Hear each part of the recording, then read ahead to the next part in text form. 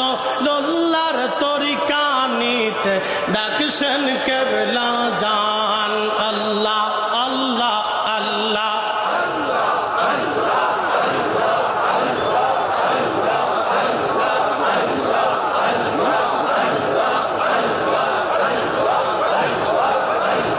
জীবন মরণ সাধন করো, জীবন মরণ সাধন করো ও ভাই মুসলমান। রাসূলুল্লাহর তরিকা নিতে ডাকছেন কেবলা